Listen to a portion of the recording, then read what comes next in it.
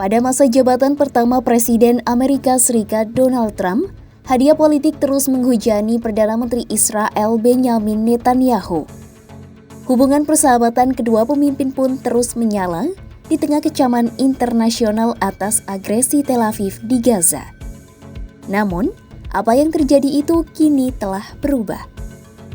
Jalannya hubungan Tel Aviv dan Washington menjadi lebih tegang dan asimetris. Trump pun mulai mendisiplinkan Netanyahu dan tak lagi memanjakannya. Lalu, bagaimana Trump mendisiplinkan Netanyahu? Simak selengkapnya dalam video berikut.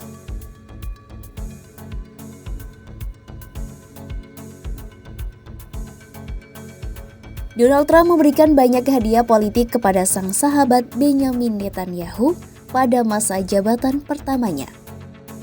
Hadiah politik itu termasuk pengakuan Yerusalem sebagai ibu kota, kedaulatan Israel atas dataran tinggi Golan, dan dukungan terhadap sayap kanan Israel. Pada masa jabatan kedua, Presiden Amerika Serikat tersebut pun mendukung Netanyahu yang melanggar gencatan senjata dengan Hamas Maret 2025 lalu. Bahkan, Trump sampai mengerahkan pesawat pengebom B-2 untuk menyerang situs nuklir Iran pada Juni demi mendukung Israel dalam perang singkat 12 hari dengan Teheran. Profesor Ilmu Politik di Universitas Ibrani Yerusalem Reuven Hazan mengatakan, semua orang mengira Trump hanya mengucapkan kata-kata yang ditulis Netanyahu untuknya. Bak telah cukup melindungi dan mendukung Tel Aviv, Trump kini menunjukkan sikap yang berbeda. Belakangan, Trump kerap mengungkapkan rasa frustasinya terhadap Netanyahu. Trump menyampaikan kemarahannya atas serangan Israel ke Iran usai gencatan senjata berhasil dicapai. Lalu, serangan Tel Aviv yang menargetkan petinggi Hamas di Qatar juga membuat Trump berang. Saat bertemu dengan Netanyahu di ruang oval, Trump memaksa Perdana Menteri Israel itu untuk menelpon Perdana Menteri Qatar dan meminta maaf. Menantu Trump, Jared Kushner, mengungkap sang ayah mertua merasa Israel mulai kehilangan kendali atas apa yang mereka lakukan. Menurutnya, saat ini penting untuk bersikap tegas dan menghentikan apapun langkah Tel Aviv yang tidak menguntungkan mereka dalam jangka panjang. Kushner mengindikasikan Trump bertindak demi kepentingan Israel, sementara Netanyahu tidak.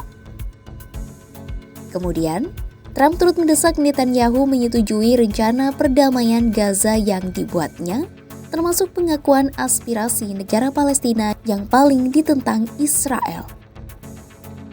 Trump mengatakan sahabatnya itu tidak punya pilihan lain dan harus baik-baik saja menerima apa yang dimintanya.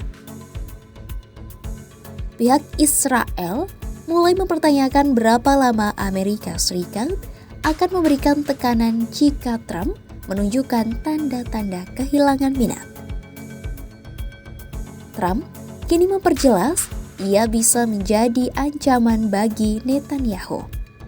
Peneliti di Forum Kebijakan Israel, Nimrod Novik, mengatakan Netanyahu memahami Trump bisa merusak prospek elektoralnya hanya dengan satu unggahan di media sosial.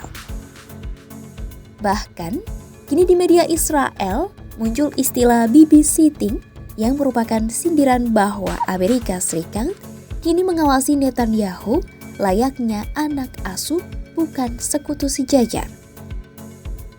Trump pun mengirim para pejabat tinggi Amerika Serikat di Yerusalem untuk memastikan Netanyahu mematuhi gencatan senjata di Gaza. Melansir New York Times, Netanyahu dinilai kehilangan wibawanya di hadapan Trump. Menurut Hazan, Netanyahu seperti gubernur negara bagian, bukan pemimpin negara.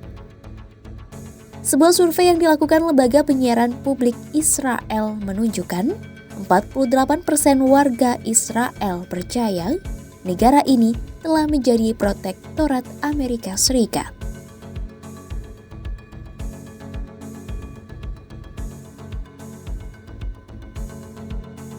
Trump menyatakan potensi solusi dua negara antara Israel dan Palestina akan diputuskannya sendiri.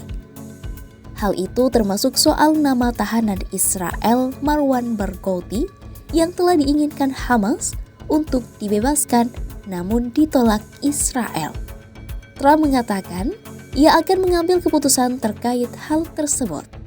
Selain itu, Presiden Amerika Serikat ini telah menolak dengan nada tegas gagasan Israel akan mencaplok sebagian wilayah tepi barat yang diduduki.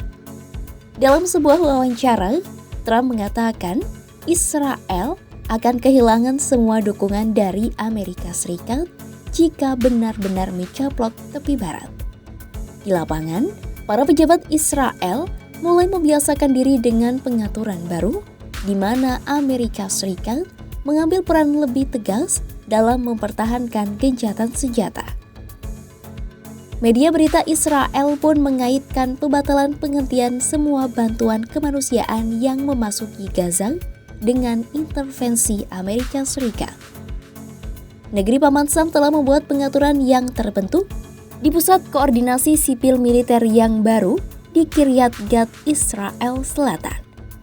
Pusat itu akan memantau pemenuhan perjanjian gencatan senjata dan membantu memfasilitasi aliran bantuan kemanusiaan, logistik, dan keamanan dari mitra internasional ke Gaza. Bahkan, Washington juga telah memulai mengoperasikan pesawat tanpa awak di atas Gaza. Hubungan Trump dan Netanyahu telah bergeser dari kemitraan erat menjadi hubungan dominasi satu arah. Trump kini memegang kendali penuh atas kebijakan Israel di Gaza dan Palestina. Presiden Amerika Serikat itu tak lagi memposisikan dirinya sekedar sekutu, melainkan pengawas dan penentu arah politik Israel. Situasi kini memunculkan dilema bagi Israel. Jika melawan Trump, maka mereka akan kehilangan dukungan utama. Namun, apabila menuruti tekanan Amerika Serikat, berarti mengorbankan agenda politik dalam negeri Netanyahu. Simak terus update berita-berita menarik lainnya hanya di kanal YouTube Kompas.com.